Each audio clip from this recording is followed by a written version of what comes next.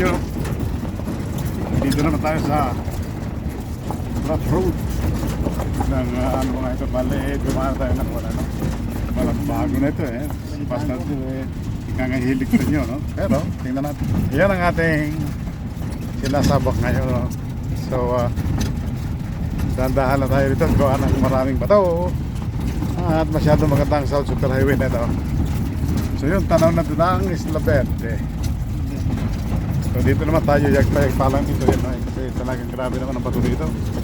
Pero kaya masaya dahil ayan, baybayin dagat, coastal road.